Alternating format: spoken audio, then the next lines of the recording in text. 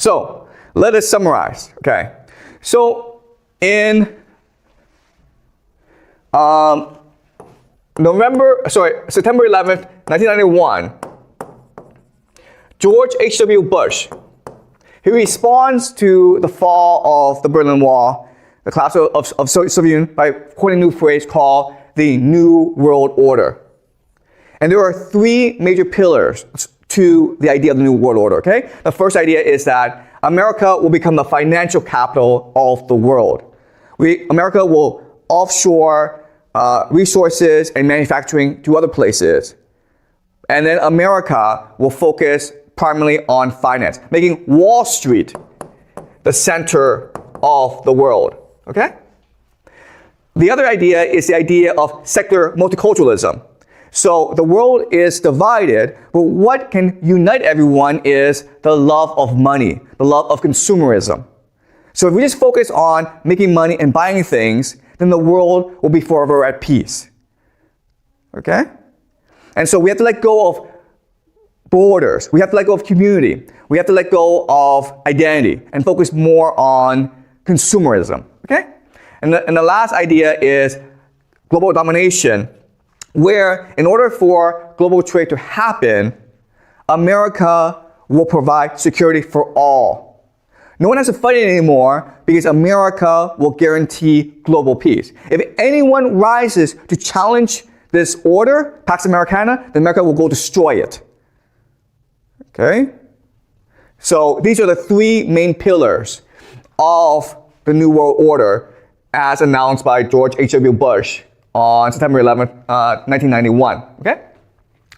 Trump World Order is a response to this New World Order. Basically, what Trump is saying, and what he's been saying for a long time is, why should America pay for the defense of other nations? Why should America have to be the consumer of last resort for everyone? Why are Americans paying for everything so that Europeans can have their welfare and their pension? Everyone's taking advantage of America and is destroying America. So let us change the New World Order to the Trump World Order, okay? And how do you do that? Well, you move America from a focus on finance to a focus on resources and manufacturing, okay? Basically, you believe the world is going to permanent war, and so you provide the resources and the manufacturing in order to facilitate this world war. Meanwhile, America has become Fortress America. It can hide behind its fortress, continental fortress, and it's protected by two oceans, right? Okay? So this makes sense. Multiculturalism doesn't work. It leads to stupidity such as DEI, woke politics, transgenderism. It's all retarded. Let's focus on what makes us proud to be Americans, which is Christian nationalism, okay? Our love of the white race, our nation, and God. Okay? So no more of this multiculturalism. No more immigration. No more open borders. No more Democratic Party. Let's just focus on being Christian nationalists. Okay? Love the United States, love of Christianity, love of the white race. And the last idea is, why should America pay to protect the world? Screw Pax Americana. Let's just do MAGA, okay? What is MAGA? MAGA is national rejuvenation. Let's make America great again by rebuilding America's manufacturing industry, by exploiting the infinite resources that God has given America in order to make sure every American has a decent life, okay? All right? So again, I understand Trump is an idiot. Trump has launched America into this stupid war in the Middle East. Trump has pissed off NATO. Trump has pissed off all of America's allies. So he's a retard. But if the goal was to destroy the American empire, destroy the global economy, and rebuild America for the benefit of Americans, then Trump is a genius. And he may go down in history as America's greatest president. Okay? All right. Any questions? Yeah.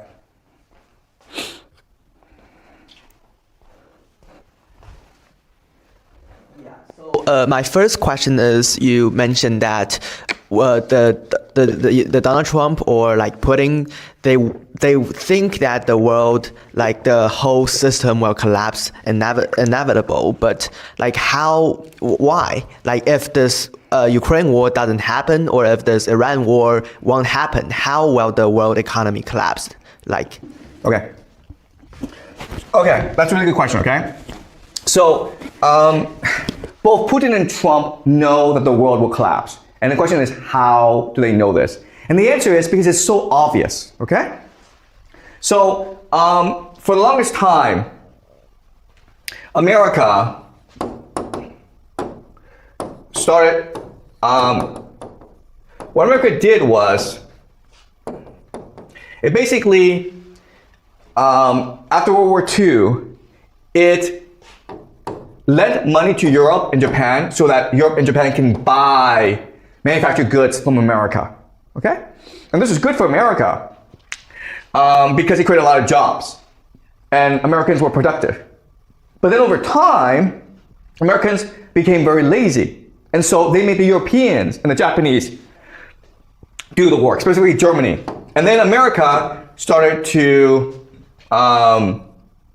be the consumer, okay? So then America started to spend more money than it made, okay? Before, it made more money than it spent and lent this money to Europe and Japan. But then over time, this reversed itself, okay? And then what happened was that America started to shift its manufacturing to China. And so China is like, let me do all the work for you, America, and I'll do it for really cheaply, and I'll borrow money from you. I'll lend you the money to do it, okay? So what's happening is that America is becoming lazy, in debt, and corrupt.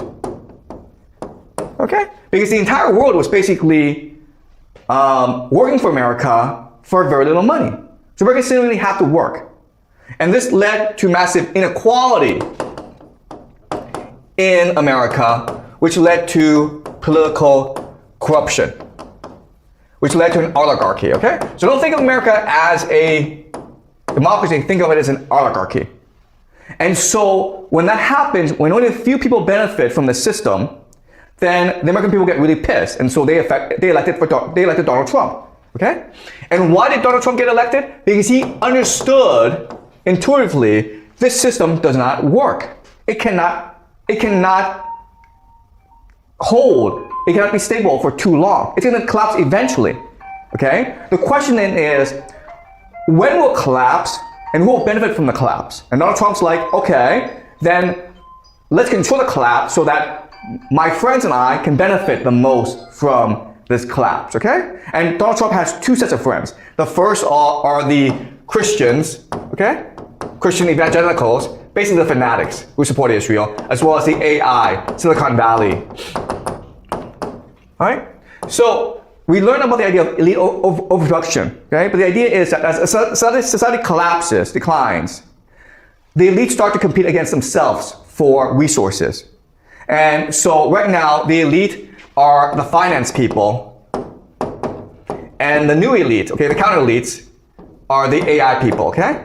Artificial intelligence. And it's something we'll discuss later on, okay? But I introduced you to the idea. But basically, the idea is that America is a house of cards. It's a Ponzi scheme. It's corrupt, it's unequal, it's lazy, it's in decline. So it's going to fall apart sooner or later, okay? But the question then is like, how do you manage this decline? How do you control this decline in a way that allows you and your friends to benefit the most, okay? And that's why Donald Trump started this war in the Middle East. Because by starting this war in the Middle East, you're extending the process of decline in America, and therefore, you're able to help transform America from an economy that's based on finance to one that's based on resource exploitation and then manufacturing. Okay, does that make sense? All right, any more questions?